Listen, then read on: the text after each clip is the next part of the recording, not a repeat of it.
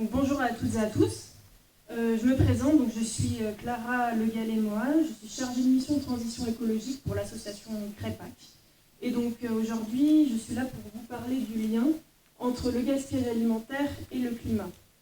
Donc avant de rentrer dans le vif du sujet, un bref rappel du CREPAC et du Régal Nouvelle-Aquitaine afin que vous puissiez nous identifier. Donc le CREPAC, c'est une association qui œuvre pour la transition écologique en Nouvelle-Aquitaine depuis 25 ans.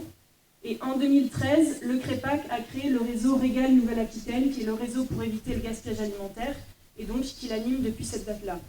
L'objectif du Régal Nouvelle-Aquitaine, pour faire très simple, c'est donc de mettre en réseau tous les acteurs de la chaîne alimentaire de Nouvelle-Aquitaine, et donc de les mobiliser de manière à réduire le gaspillage alimentaire. Donc, commençons sans plus tarder. Qu'est-ce que le gaspillage alimentaire ? C'est toute la nourriture qui est destinée à la consommation humaine. J'attire votre attention, vous voyez que destinée à la consommation humaine, c'est mis en caractère gras, parce que c'est important, qui, à une étape de la chaîne alimentaire, eh bien, a été perdue, jetée ou dégradée. Peu importe l'étape de la chaîne alimentaire. Un petit schéma qui vous présente eh bien, la répartition des pertes et gaspillages tout au long de la chaîne alimentaire. Ce qu'il en ressort, c'est que eh bien, la production et la consommation sont responsables respectivement de 32% et 33% des pertes et gaspillages en France. Et donc que ce sont les étapes de la chaîne qui sont les plus émettrices de gaspillage alimentaire. Ensuite, en remarque, eh bien, on fait tout simplement la différence entre les déchets alimentaires inévitables, tout simplement des os de poulet par exemple, les potentiellement évitables, des épluchures de légumes, typiquement, et puis les déchets alimentaires évitables qu'on aurait pu éviter à 100% comme les restes alimentaires, mais qui malheureusement sont quand même gaspillés. Et ce sont ces deux dernières catégories, les potentiellement évitables et évitables, qui constituent le gaspillage alimentaire. Et d'ailleurs, j'ai oublié de le dire juste avant, mais cette définition du gaspillage, elle est inscrite dans le Code de l'environnement depuis la loi AGEC de 2020. Donc en chiffres, qu'est-ce que ça donne ? Eh bien, un tiers de la production alimentaire mondiale, qui est donc destinée à la consommation humaine, est perdue ou gaspillée. Ça fait environ 33%, je vous laisse imaginer l'importance de ce gaspillage. Et ça représente 1,3 milliard de tonnes par an. En France, ce sont 10 millions de tonnes par an, c'est 10 millions de tonnes, c'est tout au long de la chaîne alimentaire, depuis la production jusqu'à la consommation. Et donc si on prend cette quantité et qu'on la divise par le nombre d'habitants en France, on obtient 150 kg par personne et par an, donc sur l'ensemble de la chaîne. Et maintenant, si on compare avec la consommation uniquement à la maison, un Français gaspille environ 30 kg par personne et par an, ce qui est beaucoup moins, mais ce qui reste quand même phénoménal, et 7 kg d'aliments qui sont encore emballés et donc totalement consommables. Bon, je vais passer très vite sur cette slide parce que je n'ai pas beaucoup de temps et puis ça nous a été très bien expliqué ce matin. Quel lien entre donc gaspillage alimentaire et le changement climatique ? Donc je vais décliner la suite en plusieurs parties. D'abord, vous montrer que ça a un lien avec l'énergie, puis avec l'agriculture et l'élevage, avec la ressource en eau, les produits chimiques et enfin les déchets alimentaires. Donc le gaspillage alimentaire, tout d'abord, ce sont des émissions de gaz à effet de serre dues à l'énergie perdue, c'est-à-dire des émissions qui, au final, ont été totalement inutiles, étant donné que cette nourriture a été gaspillée. Ce qu'il faut savoir, c'est que donc, tout au long de la chaîne alimentaire, on émet des gaz à effet de serre pour produire dans les bâtiments d'élevage, pour chauffer des serres, pour transporter nos produits, que ce soit par voie maritime, aérienne ou routière, pour la réfrigération des produits et enfin dans l'industrie agroalimentaire. Ce n'est pas exhaustif, mais pour vous rendre compte donc, de l'importance de toutes ces étapes donc, qui contribuent aux émissions de gaz à effet de serre. Cela représente environ 300 millions de barils de pétrole par an. Voilà. Et étant donné que qui dit énergie dit eh bien, majoritairement énergie fossile, eh bien, on arrive donc majoritairement fossile dit aussi changement climatique. Donc ça c'était pour l'énergie. Ensuite, le gaspillage alimentaire, ce sont aussi des émissions de gaz à effet de serre qui sont dues à l'agriculture et à l'élevage. Et c'est un gaspillage de terres cultivées. Donc les chiffres que je vais vous présenter, ce ne sont pas des chiffres du gaspillage alimentaire, ce sont des chiffres propres à l'agriculture et à l'élevage. 20% des émissions de gaz à effet de serre, 42% des émissions totales de méthane, donc presque la moitié, 75% des émissions totales de protoxyde d'azote. Et enfin, à l'échelle de la France, cela représente 36% des émissions de gaz à effet de serre. Donc toutes ces émissions, si c'est pour produire des denrées qui vont être gaspillées, eh bien, ce sont des émissions perdues, des émissions inutiles. Concernant les terres cultivées, eh bien, des études montrent que c'est environ 28% des terres agricoles mondiales, 1,4 milliard d'hectares, qui sont utilisés pour produire des aliments qui vont être gaspillés encore une fois. Le gaspillage alimentaire, c'est un gaspillage d'eau, qui est une ressource vitale, essentielle, je ne vous apprends rien. Encore une fois, je vais passer en revue les étapes de la chaîne alimentaire au cours desquelles on utilise de l'eau. Donc l'irrigation, on s'en sert aussi pour abreuver notre bétail, pour la transformation des aliments dans l'industrie agroalimentaire et enfin pour la distribution de nos produits. Encore une fois, ce n'est pas exhaustif, mais en tout cas, on utilise de l'eau à toutes les étapes de la chaîne alimentaire. Et l'eau utilisée pour produire des denrées gaspillées, c'est 250 km3 par an. Donc j'aime bien donner des éléments de comparaison, parce que 250 km3, ça paraît énorme, mais sans comparaison, ça ne veut un peu rien dire. Ça représente 3 fois le lac Léman. Donc, je ne sais pas si vous visualisez le lac Léman, mais c'est le lac du Hourtin à côté, c'est une flaque, hein, c'est une goutte d'eau. Donc c'est beaucoup, et c'est aussi 200 litres par jour et par personne. Ensuite, on va passer vite là-dessus, mais c'est bien de le rappeler quand même que le gaspillage alimentaire, c'est aussi un gaspillage de produits chimiques qui ont été utilisés pour les cultures, qui donc ont été gaspillés, ont été produits pour rien.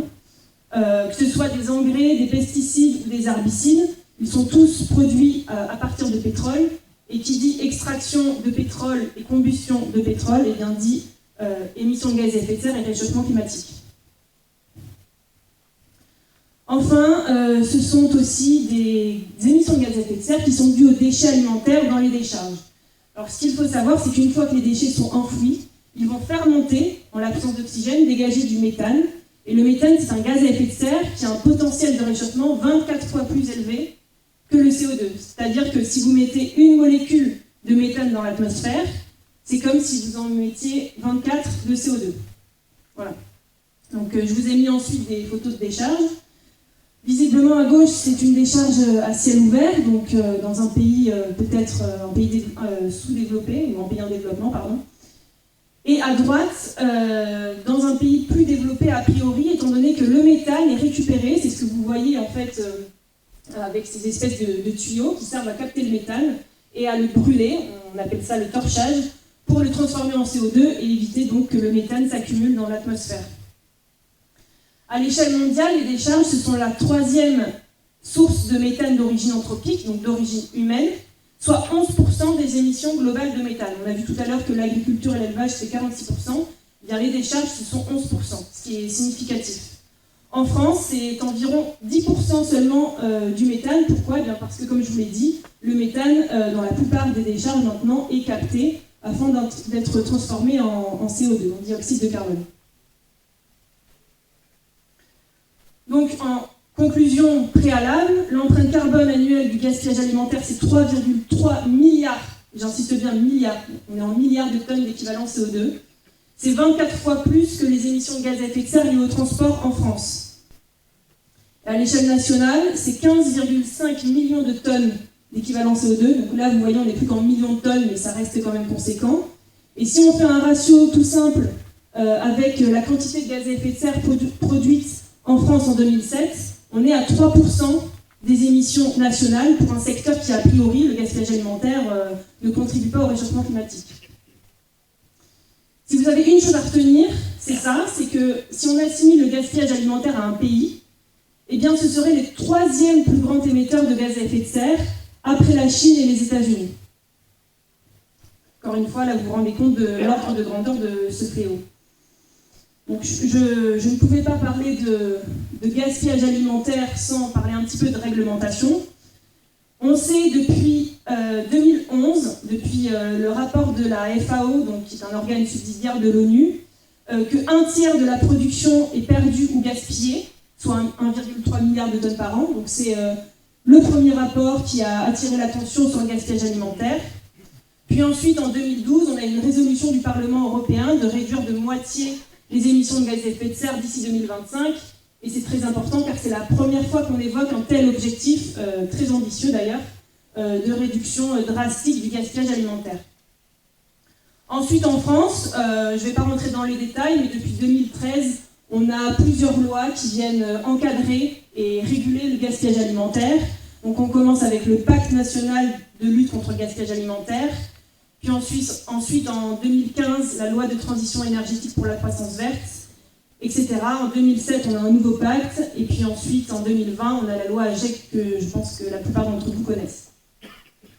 Cette réglementation, elle a bien sûr le mérite d'exister. Elle est très importante.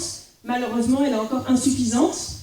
D'autant plus que la crise du Covid a accentué le changement climatique et la précarité alimentaire. D'où l'importance de réduire le gaspillage. Histoire de ne pas que vous ne restiez pas sur votre faim, sans jeu de mots, le gaspillage alimentaire, on peut lutter, ce n'est pas une fatalité. On a des solutions qui ont déjà porté leurs fruits. Donc au niveau de la production, un des leviers très importants est le don agricole. D'ailleurs, le CREPAC vient de réaliser un webinaire avec l'association Solal, qui est un des pionniers du don agricole en France. On peut aussi s'attaquer au cahier des charges de la grande distribution pour arrêter d'imposer aux producteurs des fruits et des légumes qui soient de bonne taille, qui soient jolis, qui soient esthétiques. Au niveau de la transformation, on a l'ordonnance de 2019 qui vient compléter les décrets d'application de la loi Egalim et qui impose aux entreprises de l'agroalimentaire dont le chiffre d'affaires est supérieur à 50 millions d'euros de donner leurs excédents. Donc on voit bien là que la réglementation est aussi un levier très puissant. Au niveau de la distribution, tout simplement, il faut aller vers une meilleure gestion, aussi une refonte du cahier des charges, on l'a dit tout à l'heure, vers le don, qui est maintenant obligatoire pour les surfaces de plus de 400 m² depuis la loi Garot, et puis aussi des applications, donc pour n'en citer que deux, qui permettent bien évidemment de réduire le gaspillage alimentaire. Plus de 30 secondes. Ah, c'est presque fini, il reste une slide. Au niveau de la consommation, bien sûr, il faut faire plus d'information et de sensibilisation. On peut agir en restauration collective et en restauration commerciale avec le maître mot qui est donc la prévention. Donc en conclusion, je tenais à rappeler que le gaspillage alimentaire s'inscrit dans l'ODD, Objectif de développement durable numéro 2 de l'ONU, qui est donc d'éliminer la faim. Le gaspillage et l'insécurité alimentaire, quelque part, ce sont les deux facettes du dysfonctionnement du système alimentaire actuel. Et d'ailleurs, 795 millions de personnes sont en sous-alimentation chronique dans le monde, dont 9 millions en France. Je ne sais pas si vous vous rendez compte de l'ampleur de ce chiffre. D'ailleurs, il a été accentué par la crise du Covid, mais c'est absolument énorme. Et le changement climatique aggrave ces inégalités. Une étude a montré que pour nourrir les 9 milliards d'êtres humains sûrement présents en 2050, on devra augmenter la production agricole de 60%. Ce qui sera d'autant plus difficile dans un monde où l'agriculture et l'élevage seront impactés par le changement climatique. Et donc cette même étude dit que si on arrivait à réduire rien que de moitié le gaspillage alimentaire, la production agricole ne devrait plus augmenter que de 32% versus 60%. Alors après, bien sûr, vous me direz, le gaspillage et la précarité alimentaire, ce ne sont pas des vases parfaitement communicants, c'est-à-dire que demain, si je n'ai plus aucun gaspillage alimentaire, c'est pas pour autant que les 9 millions de personnes qui souffrent de la faim et qui sont en précarité alimentaire vont manger. Et mine de rien, c'est un levier qui est puissant pour réduire l'insécurité et la précarité alimentaire. Et le mot de la fin, c'est que donc, le gaspillage alimentaire n'est pas une fatalité. Je vous en ai parlé un petit peu à la slide précédente. Il existe déjà de nombreux leviers qui ont été testés et approuvés et pour endiguer le gaspillage alimentaire donc, et qui ont porté leurs fruits. Je vous remercie. Merci.